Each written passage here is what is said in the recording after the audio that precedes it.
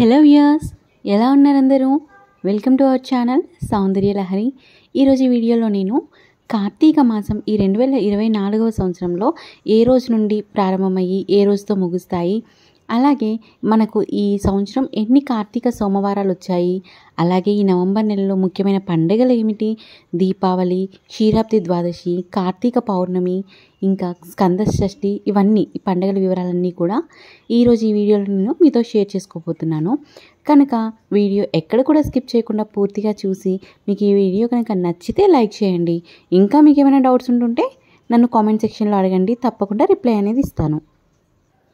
ఈ 2024వ సంవత్సరంలో కార్తీక మాసం మనకు నవంబర్ 2వ తారీఖు ఆదివారం రోజున ప్రారంభమయ్యి డిసెంబర్ 1వ తారీఖు ఆదివారంతో ముగుస్తుంది. నవంబర్ 1వ తారీఖున అమావాస్య వచ్చిందండి. ఈ రోజున మనము దీపావళి పండుగను జరుపుకుంటాము. అలాగే ఈ రోజుని కేదార గౌరీ వ్రతంని కూడా జరుపుకుంటాము.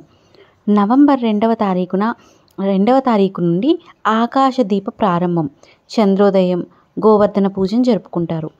నవంబర్ 3వ తారీఖున యమద్వితీయ, అలాగే భగినీహస్త భోజనంని జరుపుకుంటారు. నవంబర్ 4వ తారీఖున నాగుల చవితి పండుగను, అలాగే సోమవార వ్రతంని చేసుకుంటారు.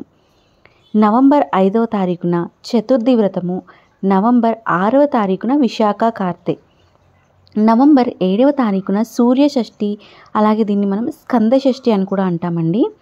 నవంబర్ 9వ తారీఖున దుర్గాష్టమి వ్రతం, ఇది మనం తిరుమలలో జరుపుకుంటామండి, గోపాష్టమి, దుర్గాష్టమి వ్రతాన్ని. నవంబర్ 12వ తారీఖున చాతుర్మాస్య వ్రత సమాప్తి. ఈ రోజున మనకు ఏకాదశి తిథండి, ప్రబోధిని ఏకాదశి, కార్తీక శుద్ధ ఏకాదశి అని కూడా అంటారు. ఈరోజు మనకు 2 తిథులు వచ్చాయి, ఏకాదశి అలాగే ద్వాదశి. ఈ రోజునే మనము క్షీరాబ్ది ద్వాదశి, కైశిక ద్వాదశి పండుగను కూడా జరుపుకుంటాము.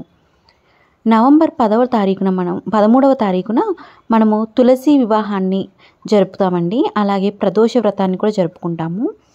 నవంబర్ 14వ తారీఖున చిల్డ్రన్స్ డే అండి, బాలల దినోత్సవాన్ని జరుపుకుంటాము. ఈ రోజునే విశ్వేశ్వర వ్రతం జరుపుకుంటాము, అలాగే ఈరోజు జవహర్లాల్ నెహ్రూ జయంతి కూడా. నవంబర్ 15వ తారీఖున కార్తీక పౌర్ణమి పండుగను జరుపుకుంటామండి.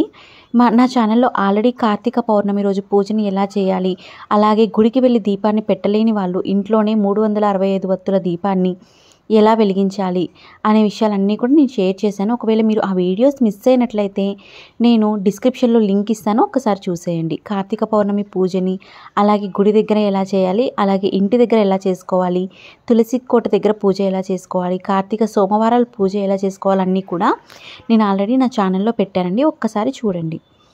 ఈ కార్తీక పౌర్ణమి రోజే 15వ తారీఖుని జ్వాలా తోరణము, పౌర్ణమి వ్రతము, ఉమామహేశ్వర వ్రతాన్ని కూడా చేసుకుంటారండి. నవంబర్ 16వ తారీఖున వృశ్చిక సంక్రమణం, మండల కలం ఆరంభం. నవంబర్ 18న సౌభాగ్య సుందరి తీజ్ అంటారండి. ఈ రోజున మనం సంకష్టహర చతుర్థిని కూడా జరుపుకుంటాము. నవంబర్ 19 అనురాధ కార్తె. నవంబర్ 23వ తారీఖున శ్రీ సత్యసాయిబాబా జయంతి అండి. నవంబర్ 26వ తారీఖున మనకు ఉత్పన్న ఏకాదశి తిథి వచ్చిందండి, దీన్ని ఉత్పన్న ఏకాదశి అని అంటారు. నవంబర్ 28వ తారీఖున ప్రదోష వ్రతము, అలాగే నవంబర్ 29న మాస శివరాత్రి వచ్చాయండి. అలాగే మనము ఈ డిసెంబర్ 3తో మనకి కార్తీక మాసం అనేది ముగుస్తుంది ఆదివారం రోజుతో. ఇదండి ఈరోజు వీడియో. ఈ వీడియో మీకు నచ్చితే లైక్ చేయండి. ఇంకా ఏమైనా డౌట్స్ ఉంటే నన్ను కామెంట్ సెక్షన్లో అడగండి. Thank you so much.